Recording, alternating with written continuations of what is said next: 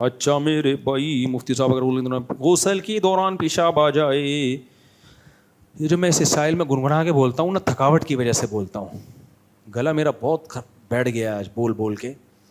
Class بھی لینی ہوتی ہے مجھے صبح کو، پھر عصر کے بعد ملاقاتیں، پھر ریکارڈنگ، پھر مغرب سے بول ہی جا رہا ہوں میں. تو گلا ہے نا آخر، یہ بھی انسان ہے، تو اس لیے پھر مجھے سر لگانی پڑتی ہے. مفتی صاحب اگر غسل کے دوران پیشاب آ جائے کر لیں تو اگر غسل کے دوران پیشاب آ گیا تو پیشاب کر لیں آپ.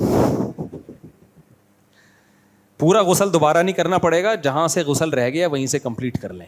صحیح ہے. ڈاکٹر اسرار نے کہا تھا کہ ڈاکٹر ذاکر نائک کو کہ پاکستان میں دینی ادارے آپ کو بہت بولیں گے لیکن دین نظر نہیں آئے گا، اس پر جواب دیجیے. ڈاکٹر اسرار نے کہا تھا تو اس کا جواب ڈاکٹر اسرار صاحب سے ہی پوچھ لینا قیامت کے دن. اس کا مطلب کیا تھا؟ جو باتیں ڈاکٹر اسرار کی ہیں میں اپنے کھاتے میں کیوں ڈالوں بھائی. معین اختر کی بار بار مثال دے چکا ہوں. انور مقصود نے معین اختر سے پوچھا آپ کے ماموں کیا کرتے ہیں، اس نے کہا ماموں کی باتیں ماموں سے پوچھیں آپ. ٹھیک ہے. مفتی صاحب ہم جہاں بھی جاب کریں وہاں خواتین لازمی ہوتی ہیں، ان کے ساتھ کھانا پینا بھی ہوتا ہے کیونکہ ساتھ کام کرتے ہیں اور انہیں سے باہر کسی ایونٹ میں بھی جانا ہوتا ہے، وہاں پر میوزک ہوتا ہے، اس کی تصویریں میوزک بھی ہوتا ہے. بھائی صاحب آپ کو کاروبار کی ضرورت سے جہاں بھی جانا پڑے تو آپ چلے جائیں، وہ میوزک ہوگا تو آپ کو گناہ نہیں ملے گا. کوئی ایونٹ ہو رہا ہے، کوئی بزنس کی کوئی میٹنگ ہو رہی ہے تو اس میں یہ تو نہیں کہ خاتون ہے تو آپ گھر جا کے بیٹھو تو بزنس تمہارا باپ، یعنی مطلب ہے کہ بزنس کون کرے گا پھر. صحیح. تو اس میں آپ گناہ گار نہیں ہوگے. آفس میں ہیں، کھانا ساتھ کھانا پڑ رہا ہے، وہ تو اب بیٹھنا پڑ رہا ہے، لیکن آپ ان کو دیکھیں نہیں، ان سے بے تکلف نہ ہو. ایسے موقعوں پہ قرآن پتہ ہے کیا کہتا ہے؟ واللہ یعلم المفسد من المصلح. یہ ایسے ہی موقعوں کے لیے آیت نازل ہوئی ہے کہ اللہ فسادی کو اور اصلاح والے کو جانتے ہیں، اللہ دلوں کے حالات کو جانتے ہیں. کون ضرورت کی وجہ سے انٹی کو سلام کر رہا ہے اور کون فری ہونے کے لیے کر رہا ہے. مفتی صاحب کو بھی بیوقوف بنایا جا سکتا ہے، اپنی بیگم کو بھی بیوقوف بنایا جا سکتا ہے. اللہ تعالیٰ دلوں کے رازوں کو جانتا ہے. یہ آیت نازل ہوئی ہے یتیموں کے بارے میں. صحابہ کہنے لگے، صحابہ پریشان تھے کہ ہم یتیموں کا مال جو ہم ایک ہی برتن میں کھاتے ہیں، ایسا نہ ہم دو نوالے زیادہ کھا لیں تو یتیم کا مال ضائع نہ ہو جائے ہمیں، کیونکہ بہت سخت ہے نا. تو اللہ نے فرمایا کہ اپنے ساتھ بٹھا کے کھا لو اعتدال کے ساتھ. تو نیت تمہاری یہ نہیں ہو کہ میں اس کا مال کھا لوں، نیت یہ ہو کہ بھائی الگ الگ حساب رکھنا مشکل ہے، باقی دلوں کے حال کون جانتا ہے؟ اللہ. واللہ یعلم المفسد من المصلح. تو ہر موقع کے لیے یہ آیت ہے کہ آپ خواتین سے ضرورت کی وجہ سے مل رہے ہیں، بزنس میٹنگ ہو رہی ہے، کہیں ساتھ بیٹھ کے کھانا، اکیلے میں کھانا کھانا جائز نہیں ہے. خوب سمجھ لو، اگر کسی خاتون سے آپ کو پرسنل میٹنگ کرنی ہے بزنس کی اکیلے میں تو بند کمرے میں نہیں بیٹھ سکتے، یہ سری حرام ہے. تو اس میں اپنی بیگم کو بٹھا لو.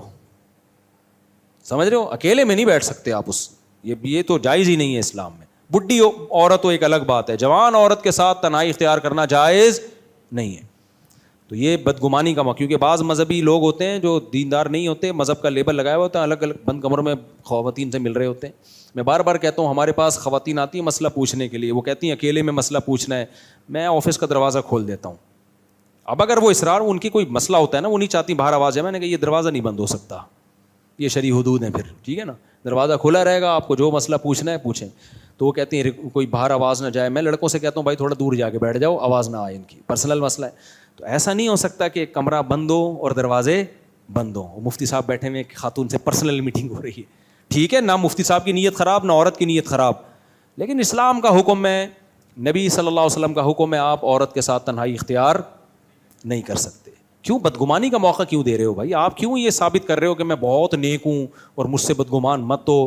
بھائی آپ بھی آدمی پہلے ہو. مفتی صاحب، اگر میں آدمی نہ ہوتا تو 4 شادیاں کرتا، میں خالی مفتی صاحب ہوتا. میں نے شادیاں جو 4 کی ہیں مفتی صاحب ہونے کی وجہ سے نہیں کی ہیں، آدمی ہونے کی وجہ سے. اگر میں آدمی نہ ہوتا یا پورا آدمی نہ ہوتا، تھوڑا سا شیپنا آ رہا ہوتا میرے اندر، کیونکہ ایسے میں نے دیکھے ہیں باہر ملکوں میں آدمی ہی ہوتے ہیں، تھوڑے تھوڑے شیپنا آ رہا ہوتا ہے ان کے اندر، وہ نہیں کر سکتے 2 شادیاں کہ ایک ہی بھی ان کو بوجھ لگتی ہے. تو اللہ کا شکر ہے میں مکمل ہی ہوں، شی پنے کا میرے قریب سے بھی گزر الحمدللہ، اللہ کی نعمت ہے، میرے اندر سے گزر شی پنے کا نہیں ہوا. تو کیونکہ مفتی ہونے کی وجہ سے، میں مفتی تو عورتیں بھی ہوتی ہیں، ٹھیک ہے نا، مفتیہ لگا ہوتا ہے, عالمہ لگا ہوتا ہے. تو اس لیے بند کمرے میں آپ کسی جوان عورت کے ساتھ نہیں بیٹھ سکتے, بدگمانی کا موقع ہے, تو یہ جائز نہیں ہے, سمجھتا ہے. تو ہاں آپ میٹنگ اپ کر لیں آپ خواتین کے ساتھ, لیکن دل میں کو اللہ ہی. اور دیکھو جب بھی آپ کا عورتوں کے ساتھ اختلاط ہو نا, ماہرین یہ کہتے ہیں, تجربہ کار یہ کہتے ہیں, شروع میں چند دن ریزرو رہ لیں آپ, تو عادت ہو جاتی ہے. پھر شروع میں چند دن کیا کریں, اپنے اوپر کنٹرول, آپ بے تکلف ہو کے گپ شپ نہ لگائیں, تھوڑا ریزرو رہیں, اس کے بعد پھر یوز ٹو ہو جاتے ہیں. شروع میں اگر ٹھرکی بن گئے, پھر قیامت تک آپ کی ٹھڑک کبھی بھی ختم نہیں ہوگی. اور جو ٹھرکی ہوتا ہے بہت بیڑا غرق ہوتا ہے, بڑھاپے میں یہ ٹھڑک چھوٹتی نہیں ہے, پھر بڑھتی ہے یہ ٹھڑک.